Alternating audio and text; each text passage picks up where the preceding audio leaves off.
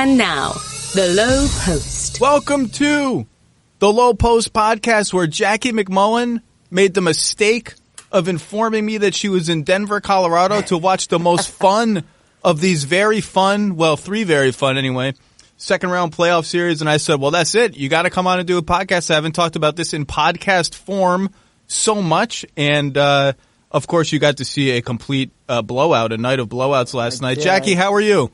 I'm great, Zach. Thanks for having me on. Oh, come on. Are you kidding me? It's ridiculous that you come on this stupid podcast, but we're happy to have you on. So are you having as much, I mean, last night was not so fun because Denver just waxed Portland, but this has been such a delightful, it's been such a delightful series. It has. And I just was talking to Christina when I was in LA last week doing the jump. I said, I want in. I want to go. And I was, my nephew is graduating. Shout out to Christopher Tatone, graduating from Boulder on Thursday. I said, I'll go in a couple days early. Let me in on this. Because I feel like the Denver Nuggets are kind of like my children, Zach. Because I was there earlier, very early in the season, did a long piece on Jamal, spent a bunch of days with them. And I tell everybody the same thing. I walked in there and 4 days later walked out and said, this is the best vibe in the NBA right now. They had such a positive vibe between the coaches, the players.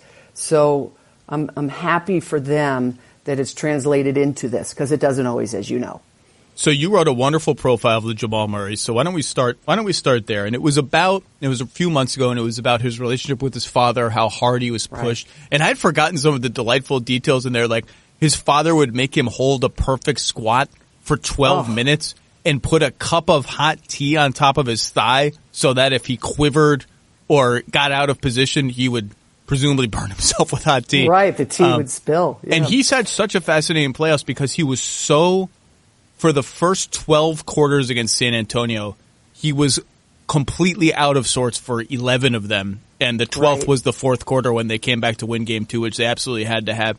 And since then, I think he's pretty much steadied himself and had not a crazy good playoffs, but a very good playoffs, and kind of showed himself to be the kind of scorer who can score from all levels of the floor and handle the ball in creative ways and make difficult in-between shots that I really do think becomes more valuable in the playoffs than they are in the regular season. So I don't know if you got to catch up with him, because he's always kind of in and out of his own head. Now he seems to be out of it. Did you get to talk to him at all? I did. I talked to him a couple different times, and I think, you go back to that San Antonio series. What do the Spurs do? They love to disrupt what you like to do, and they disrupted their vaunted pick and roll with Jokic and Murray, and the pick and pop with Millsap. They were disrupting all of that. And I think what's important for Jamal is getting into a rhythm. And so I think as that series went on, Zach, he was seeing the same team over and over, and he was seeing the same coverages over and over. And that's when he started to think, okay, so now I know what they're going to do. How am I going to counter? And I think this is what makes Murray and Jokic so special, both of them. They have this real instinct for being able to establish, figure out the reads of the defense. And I don't think that's a small skill set, by the way. And I think both of them have worked very hard of it. They've watched a lot of film. They watch film together, which I just found out. I didn't know that was the case. That's got to be. I would love to be a part of that conversation. Oh, believe me, I tried. I tried, man. I tried. But I do want to also give a shout out to the wonderful David Adelman, who spent some time with me yesterday breaking down some Denver film. Denver and I learned a lot assistant from coach him. And Rick's son. Right. And just really smart, passionate guy. And so I think when you look at what Jamal's doing, he's just, and it's the same thing in this series, in the Portland series, he's looking at what they're trying to take away, and he's countering it. As Jokic said to me the other day, whatever the defense is trying to do, we do the opposite. And what a wonderful luxury to have when you have two players that are so in sync with one another that you can actually make that happen. Yeah, I'm glad you brought up sort of his feel, because I think that's actually an underrated part of his game. I think he's a very smart player. And when he and Jokic start their little dance, and it's a dance, like they're doing stuff. They're doing stuff out there that there are not a lot of two-man games like that. He has just a great feel for, all right, what's the defense doing? Okay, so they did this. Okay, what's a good end game for me? A good end game for me is if I can get a switch, because if I get a switch, I got this big old Ennis Canner on me, and Nikola Jokic has someone who's not big enough to deal with him on him. And, okay, so I kind of got him leaning this way. Okay, they're like 50% of the way towards a switch. Okay, if I drive really hard at Enes Kanter right now, I can probably solidify that switch. Or sometimes it's, okay, they're only 25% of the way there. Maybe I'll go back around this screen, hesitation, dribble, whatever. And he has a feel for how to get a switch solidified that at his age and his experience level, to me, is very, very impressive. And if you give Jokic a switch, forget about it. It's over. He is mowing you over and scoring. It really is, and it's so fascinating to watch. You know, the game last night, here's a stat for you, Zach. Jamal Murray had 9 assists last night, career playoff high. The team shot a perfect 100% on his 9 passes. Wow. 9 for 9. 9 How about potential that? assists, yeah. I mean, that's like, that doesn't happen. And, you know, the other thing about him, and I guess I'm stealing some of the thunder of the piece I'm going to have coming out in a few days. Don't steal but I too think much that's okay. thunder. No, I won't. But one of the things that I did talk to some Hall of Famers about these guys, this pick and roll, and give it a little historical perspective, and I won't share too much of that. But the one thing that just everybody says over and over is Jamal Murray, their best action between Murray and Jokic in this postseason has been Murray setting the pick. It's been that way. It's all year. It's been that way. It's like unbelievable. And I mean, nobody else is doing that. Nobody. Not that I know of. I haven't seen anybody been doing that. And it takes like, you have to be physical. And if you don't think Murray's tough, just watch him set those screens and the physicality that he absorbs setting those screens. It's incredible. He did it even with Millsap once last night, which is a combination we haven't used much. And let's just take a second. Paul Millsap is destroying the Blazers one by one by one. First it was Al-Farouq Aminu.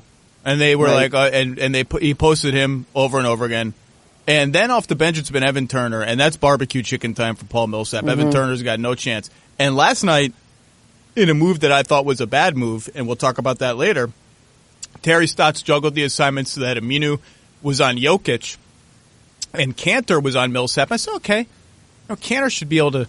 Kanter's bigger and stronger than Millsap. And Millsap's not as quick as he used to be. I don't know that they can really take advantage of that.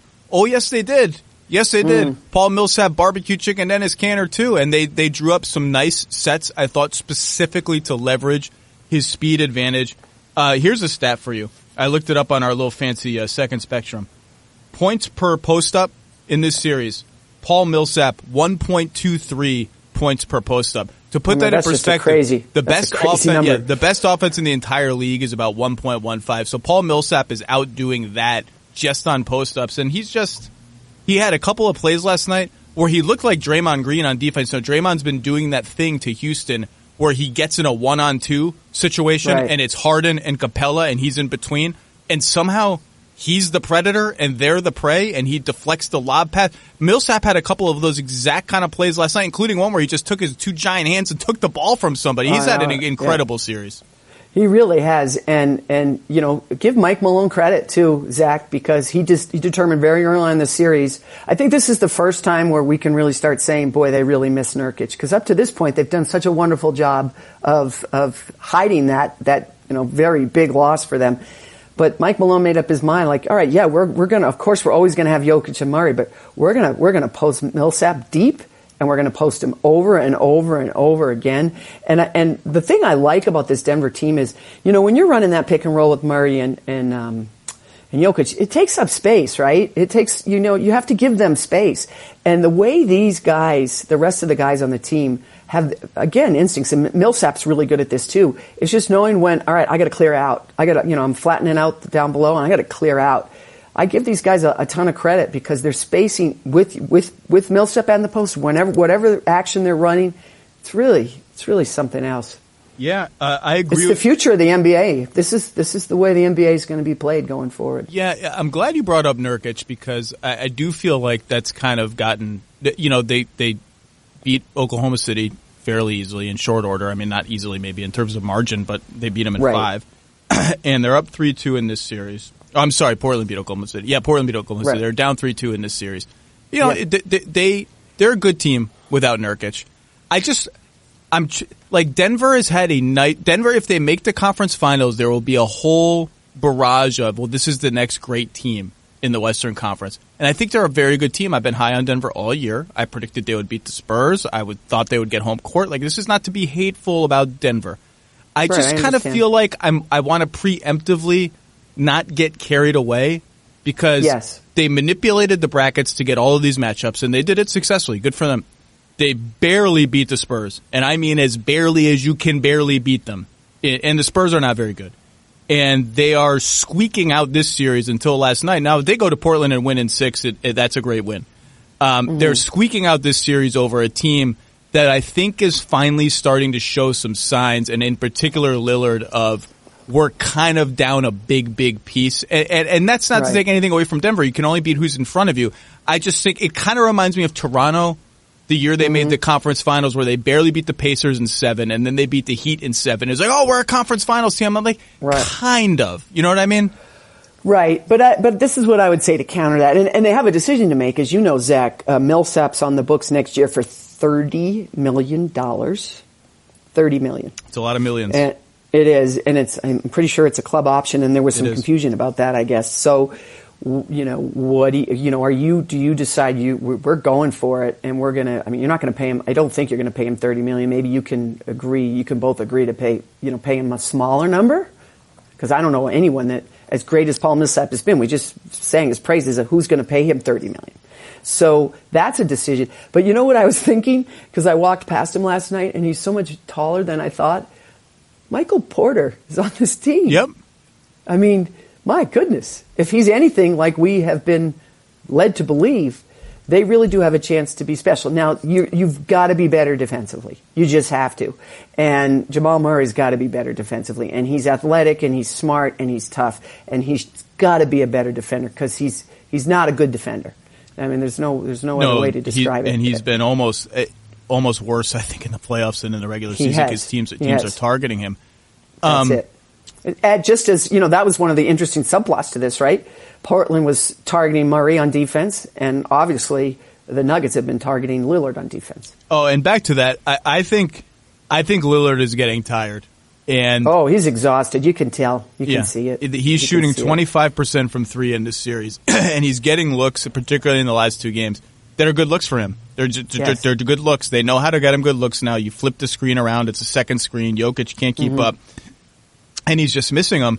And if you watch the possessions where C.J. McCollum is running the offense, and this began really to show itself in Game 3, which was the 4 overtime marathon, and I think a little bit in Game 2, Dame isn't doing anything. He's standing out there on the wing like Russell Westbrook does. And the difference is, of course, you have to have a guy in his face from 30 feet in, because he's Logo Lillard, so he still has value just standing there.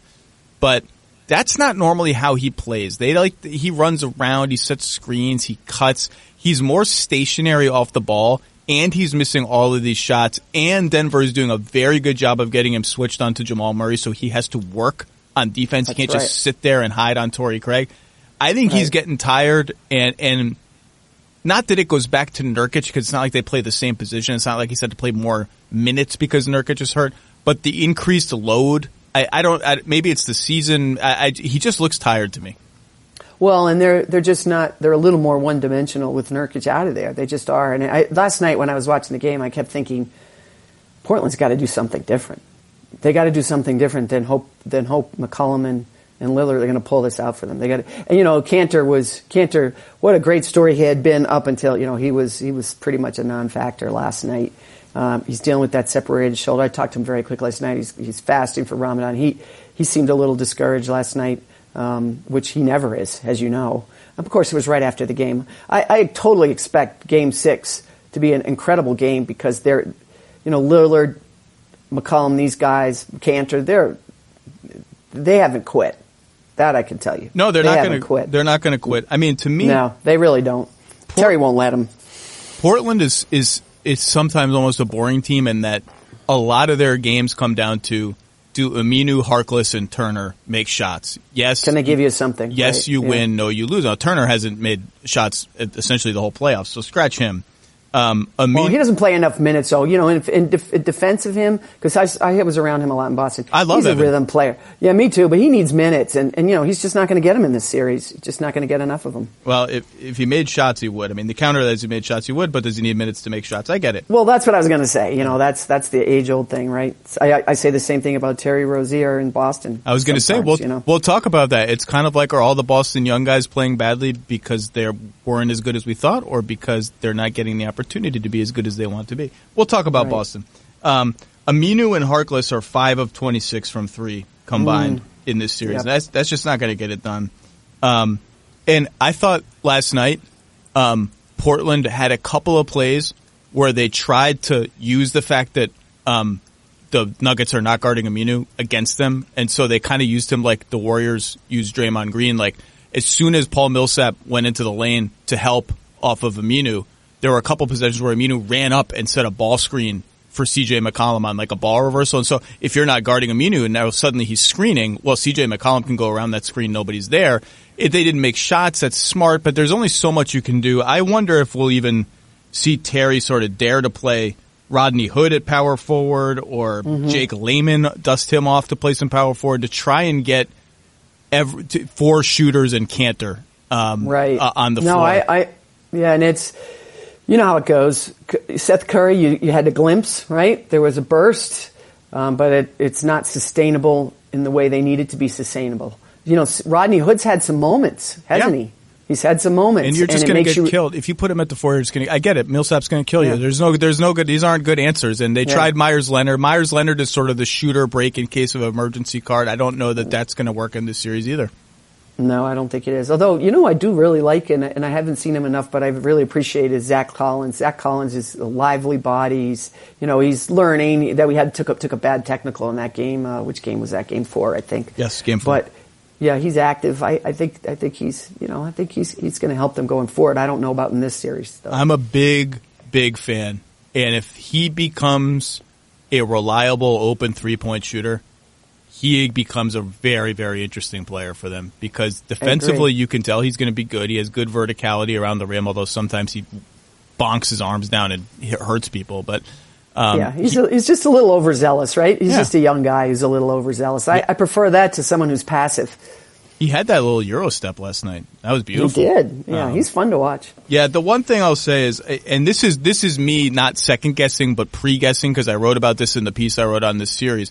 I said, I wonder if we're going to see Terry Stotts put Aminu on Jokic and Cantor on Millsap just to get more speed on Jokic and more switchability. So, you can switch Harkless and Aminu on the Murray Jokic 2-man game. And I wrote in the piece, I just don't think that's going to work. It's the size advantage that Jokic is going to have is overwhelming. I understand Aminu can, try to wave at his dribble and he's fast and all this.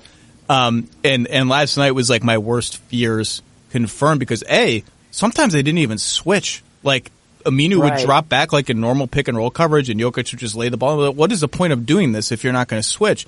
And then Jokic just bulldozed them, and it's an automatic double team, and Will Barton's hitting threes and Malik Beasley's hitting threes, and Jokic is getting offensive rebounds because he's 6 inches taller or whatever and giant. Right. I just didn't like that matchup. I had a feeling the Blazers would go to it, and I like it on the other end. I like Jokic guarding Aminu on the other end for all the reasons we just talked about. I didn't like that. I thought Terry might try it, and I didn't like it, and I'm very surprised he stuck with it, because Malone did the same thing. He juggled the matchups in a similar way, and he didn't like the way it looked, and they went away from it, immediately. Yep.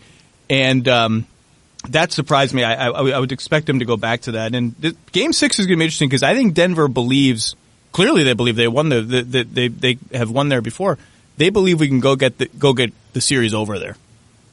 Yeah, their confidence is very high right now, and the word that Jamal used with me was composure. He said, "We have composure now. I'm not sure we always did." And that's a pretty intelligent thing to say. You were talking about Jokic guarding Aminu. So this is why this is a little bit of a misleading stat, but I'll give you another stat from last night that I liked. Jokic as the primary defender, the Blazers were 3 for 16 from the floor, 19% shooting. I have been saying on this podcast that he is not, for 2 years, that he's not as bad as he looks, and he's not as bad as people say. Is he good? Right. No, I don't think he's not yet. good. Not yet. But he's big. He has very good hands. He has very smart feet. He gets in the way. He anticipates. Now, this kind of gets into what I was talking about with I'm not going to go too crazy if Denver wins this series, because the next matchup is where things get very difficult for him no matter who it is. And that's why they tried to avoid Houston, and everyone wants to avoid Golden State.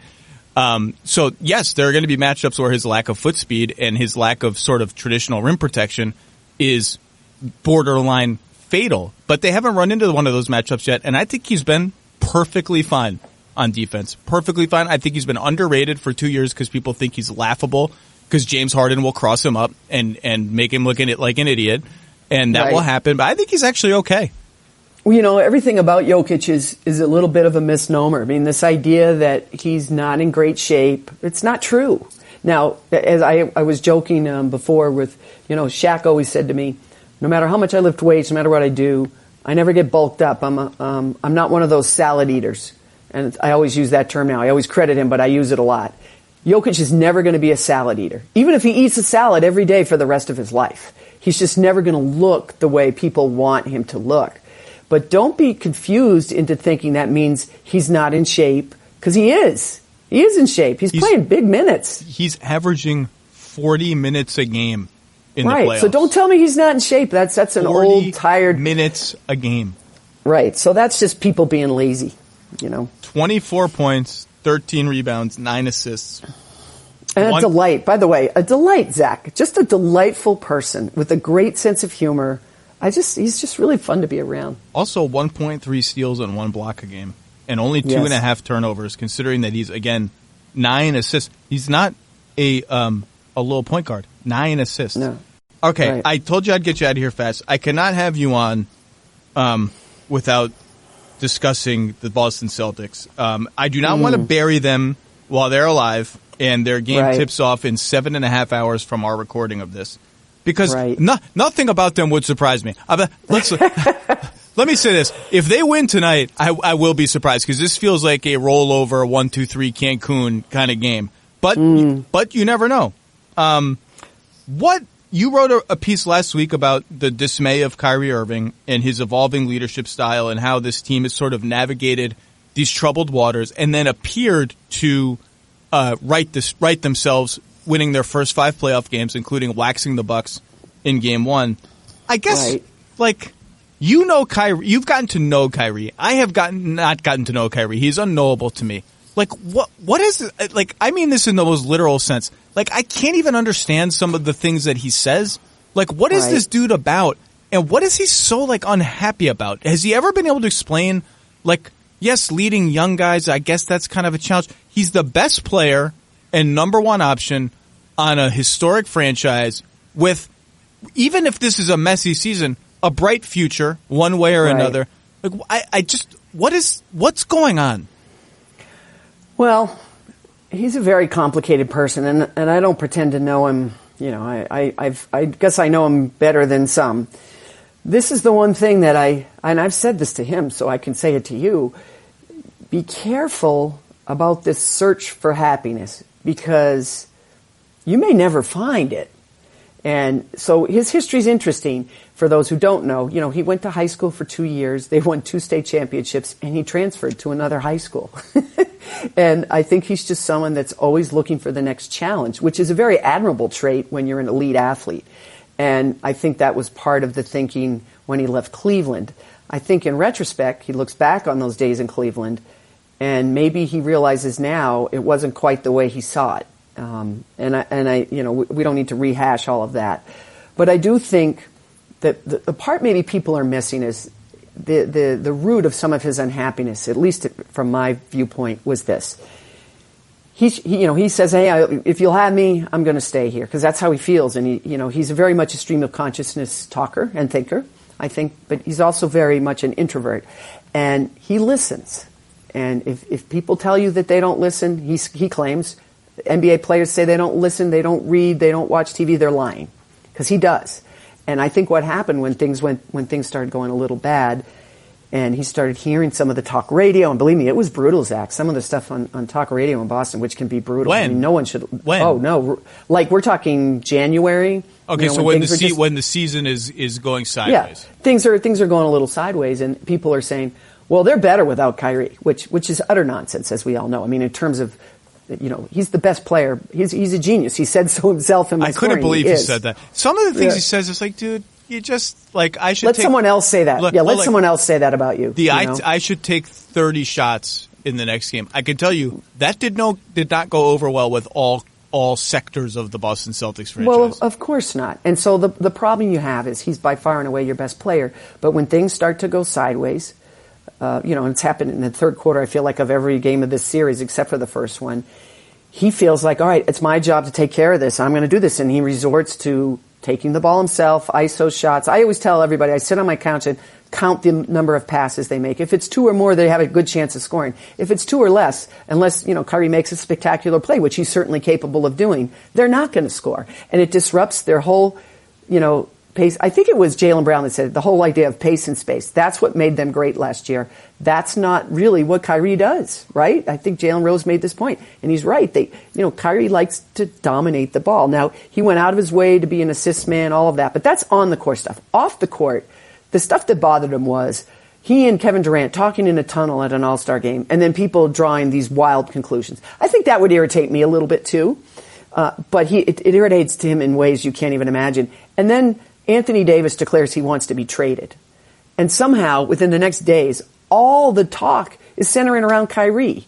Now, he didn't say anything. He didn't tell Anthony Davis to ask to be traded. But now it's like, okay, well, will they trade for Anthony Davis as Kyrie stays? What if he doesn't stay? How close is he? What is he going to do? And then they started leaking stuff about, well, Kyrie's going to leave. He's going to go here. He's going to go there. And meanwhile, Kyrie said nothing to nobody.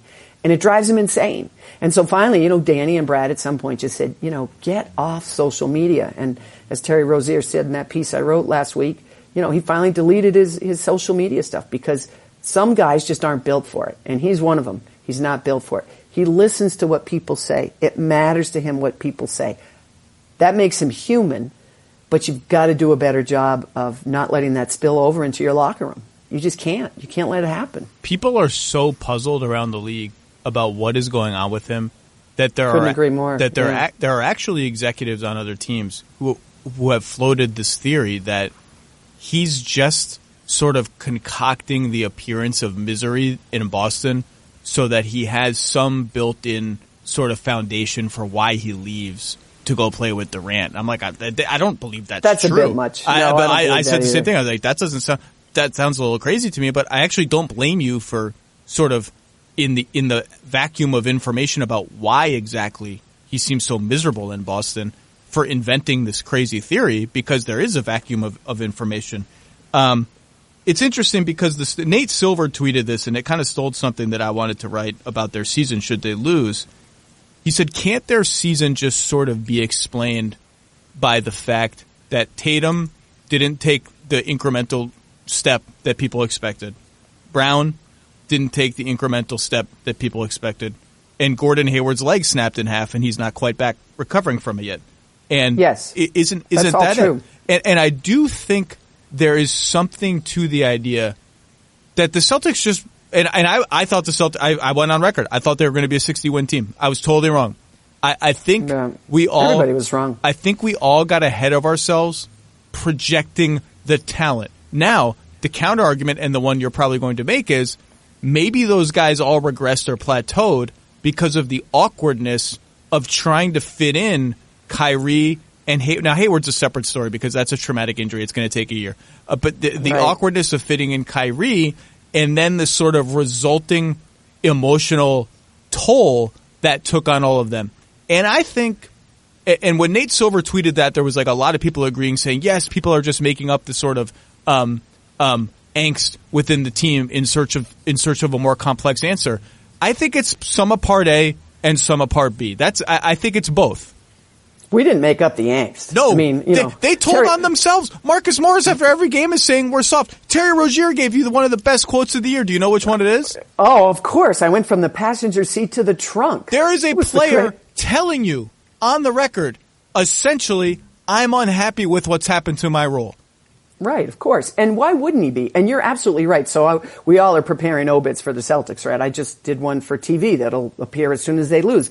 And what the opening line of it was, in retrospect, why did we think it would be this easy for the Celtics? Because Gordon Hayward hadn't played in a year. Remember, too, Kyrie's coming off his third knee surgery, and then you had these three players, Tatum, Rozier, and Brown, who discovered themselves, took their grand aspirations, came to life, and then you knew from day one, that's all good, but you're not getting as many shots, and you're not going to get as many minutes, and that's just how it's going to be. Now, I will give Jaylen Brown credit. I think he's recovered from it. Absolutely. I like what Jaylen Brown's done, and he doesn't get enough credit for that. And, I wrote a story early in this season that made him unhappy at how mightily he was struggling, because he was struggling on both ends of the floor. He figured it out. And he found a way to make it work, and by doing so, got himself back into the starting lineup. Tatum is the one that confounds me, Zach, because we know the talent. How deep it runs. But the drifting in and out and, doesn't seem to ever be at the right spot on the floor. Defensively, you can't even compare him to Jaylen Brown. And in fact, I was joking with someone the other day, let's play the pie in the spy Anthony Davis sweepstakes game. If you're David Griffin, let's just say you're going to deal with the Celtics. Do you want Jaylen Brown now instead of Jason Tatum? I don't think that is a crazy question. Now, I think I still want Tatum, but I wrote a whole piece last year, I don't remember when, summer, off-season sometime, must have been June, July, about how Jaylen Brown was the swing piece in the Kawhi Leonard trade for Boston. And if they put him in, they got a shot. And if they don't, probably don't got a shot. And Pop has loved Jaylen Brown from the jump. There you go. From the jump. Yeah. Well, because I think Jaylen Brown, what he showed last year was the potential to be a very, very good two-way player. Now, in the end, I said, yes, you have to put him into the Kawhi trade if you're Boston. You have to, because he'll never be as good as Kawhi. Kawhi is, you don't get chances or Anthony Davis either. Right. Or Anthony Davis. Yeah. But I talked to a lot of scouts and executives for that, and I asked them to compare Tatum and Brown, and most of them, the response was, well, Tatum's the better prospect because we think he can be sort of an alpha scorer in a championship level series the way Jaylen can't. But it's closer than people think. And I still think that's true. I agree with that. And I think, defensively, he really, when he's locked in, and that, that's one of the problems. He's not always locked in. And, he actually, his weak side defense is better than people think too. Like, he recovers, he helps. These are things that Tatum either has been unwilling or has been unable to grasp in his second year. And I think I give Jason credit in that he was never, when you look at all those quotes, Brown called the team toxic at one point. Go back and look. I forgot about that one. Yeah, and I don't think Jason Tatum said anything of the sort. Like, I don't remember him ever throwing, gasoline on the fire. And he also, I thought, was, when they were talking about, well, what if you are traded, if you end up in New Orleans? He's like, then I'll be the star in New Orleans. And that's the part, right? If you're a GM or a coach, that you love. Oh, yeah. That positive self-talk. Because all these players, it's so funny to me as I go through the league, how many of them really have confidence issues. It's kind of funny when things go bad, how they have this, and of course Kyrie Irving isn't one of them, and Jason Tatum isn't one of them. And I think that's really important. And Jaylen Brown is very introspective. And again, in that piece, we're referencing it again, but the happiness piece said, when you have ideas of what it's going to be and it doesn't turn out that way, that voice inside your head tends to get louder and louder. I thought that was a really interesting quote. And what he's telling you is, did I have a little bit of a personal crisis over this? Yes, I did. But the fact that he could come out the other side of it and, you could argue, well, I can never argue against Al Horford being the second best player, even though he never has the numbers to back it up. Just the little things that he does makes him so, so, so important. But, Jaylen Brown to me is right after him. And Horford's up. No one's talking about that. You do realize Horford's up too, right? No one's talking about that. And I think my prediction before the season was that he would turn down the player option, which I think is 30-ish. Right. And do what you're suggesting Paul Millsap might do, which is I think what Paul Millsap would do, which is, okay, so I'll turn down this $30 million, but let's do a 3-year $70 million or something. I thought Al would do that. And now, there's just a lot up in the air. I think Al likes it there. I think Al likes the young guys. I'm sure that he's very frustrated by how this season has gone. And if Kyrie leaves, I don't think Al can look at that group and say, barring a big addition, and by the way, I'm sorry, Kyrie, but if you leave, whether you leave or stay, absolutely impacts where Anthony Davis goes. Absolutely impacts what New Orleans can get in a trade and how close the Lakers can get. It's all connected. I'm sorry. Right. But if Kyrie leaves, I just don't know that Al can look at this team and say, I'm 30 whatever years old. I want to play for a championship. I think it can happen here. Now, I don't know if he can get himself to a place where he thinks it can happen. Maybe he doesn't care. Maybe he just loves Boston and wants to try to make it happen there. But I think what looked like a sure thing when Kyrie said what he said in October was Al comes back, Kyrie comes back, they make a big trade, bing, bam, boom, we're a championship contender for the next 5 years. It could go – everything about it, including Horford, could go in a totally different direction. And, Al – very unusual for him, actually said, we'll see what happens or something to that effect. I think everyone always loves Klay Thompson in Golden State because he always says, I want to be here, I want to be here. And Al, as I recall, had always said that. But there was a time recently in the last couple of months where he said, well, I'm going to have to take a look at it. And can you blame him? Although he did make the mistake of telling me he would play for free. I'm like, why are you doing that? You're about to be a free agent. Don't ever say that. Nobody plays for free. I loved his quote in your piece about the pleasure he took in playing on those Florida teams and the joy he took in realizing, well, I don't have to score 25 a game for us to win. And what makes me happy is winning. And I can do all these other things that help us win, and how that has continued to inform how he played. I just thought that was a very nice little side turn you took in that piece. Yeah, but it's so true. He's just, he's never the problem. Of all the problems the Celtics had, you've never once heard Al Horford's name mentioned because he's the solution if the players would listen. And, he's not the most vocal leader. He's not going to be in your face. I asked him, did you ever confront Kyrie about some of these issues, the up and downs, because they were, these guys were walking on eggshells. When Kyrie was good, they were good. When he wasn't, they weren't. And I said to Al, you're a veteran. Did you ever, say to him, hey, this is affecting us? And he said exactly what I would expect him to say. And he said, well, Jackie, that's in-house. I'm not sharing that with you, which is why he's a great teammate. By the way, you said eggshells. Eggshells has become one of my sort of NBA lexicon words. Because it's been used about other players. People used it about DeMarcus Cousins in Sacramento. I don't think you can win at the highest level if eggshells is part of your vocabulary. And it's part of your vocabulary because of your best player. If that is the atmosphere at any extended period of time during a season, I just don't think you can win. Your best player has to set a kind of tone where eggshells is not part of your lexicon as a team. And that hasn't happened in Boston this year. And I'm not saying it's Kyrie's fault. Maybe the circumstances are that frustrating to him. Maybe whatever it is. But if people are, if it's eggshells, walking on eggshells, if we're saying that, if they're saying that, you can't win that way. You just cannot win. You cannot win with that atmosphere. Right, and I think he's tried to, again, based on the talking to the guys and talking to him, that he realized, I got to go this a different way. I think he did over the final month and a half. He was, quietly pulling players aside, talking with them. I think the way I said it was more collaborative than confrontational, and I think they really did go into these playoffs with a pretty good feeling. But here's the problem, and everyone kept saying it. Well, they don't like each other, and I kept saying it's not that at all. What it is they don't trust each other, and that's worse. So, if you like somebody, if you don't like somebody, when the game's on the line, you can hate their guts, but if you know they can make a 20-footer, you're going to throw them the ball. But if you don't, when things go bad, if you stop trusting each other, you have no chance. You have no chance. Well, we'll see what happens tonight. I think they're going to get rolled, and all those Celtics obits will run. What about Kyrie? What do you think Kyrie's going to do tonight? I don't know. I mean, if you told me to take 30 he's got to shots. have a big game. I just am shocked that I was so sure Game 4 was going to be his big game. I thought he was going to take 20 shots, and I thought he was going to hit 12 of them. I really did. I thought he was going to have because he's that talented. He really is so good. I agree. And I keep expecting one of these games for that to happen.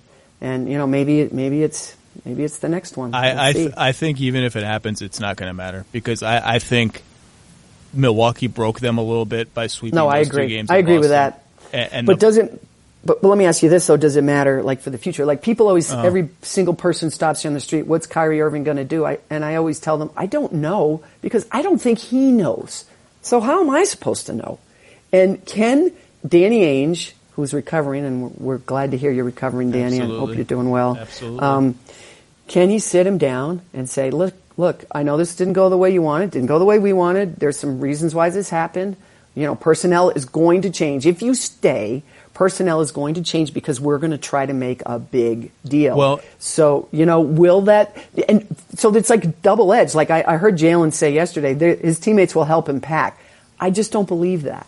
I don't believe that. I don't believe that I don't believe most of them would. And I think you're right. That's exactly what the Celtics are going to do. The Celtics are going to, and I was talking to an agent about this just an hour ago, they're going to have to at least try to get him to commit early because I don't know that Anthony Davis is a Pelican after the draft. And Kyrie Irving's free agency doesn't start until after the draft. And so I think they're going to have to try to sit him down and get a commitment early and go that way. And boy, if they get rolled tonight and it's bad, I maybe it can still happen. I don't know. It certainly wouldn't seem to help their chances of that happening.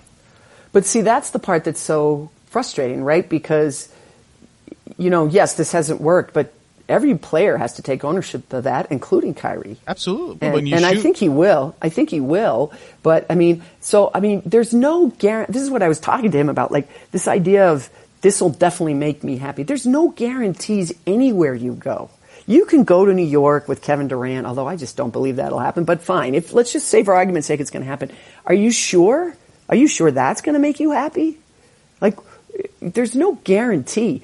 And I think that's what Al Horford was saying, was like, look, I don't think these young guys, anybody realize we have a chance here. And he said, I've been in the league a long time, and I can count the chances I've had to be special on a special team on one hand. And so I think for him, he's amazed at all this discourse and dysfunction because he knows how precious it is. He knows how fleeting it can be.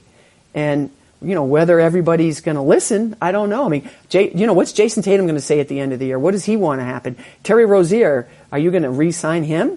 Why would he stay based on how things are going? You know, you kind of made your choice, right, when you re-upped with Marcus Smart. So do you let him walk? It all depends, right? It all depends if Kyrie stays. It all depends if Anthony Davis is coming with him. So many variables. So many. Well, we will see, and not only that, but they will. I talked about Jaylen Brown and Kawhi. I think there will be some looking back if Kyrie leaves and say, "Well, did we cash in on the right guy?" But that's a discussion for another day. Jackie, I've already kept you 10 minutes longer than I said it would, but you're so good. I know, Zach. Jeez, thanks a bunch. I'm sorry. No, Please okay. Enjoy Denver. Please enjoy all that, and I'm sure I will run into you soon. There's only one Jack MacMullan. Thank you for a little time. It's only one Zach.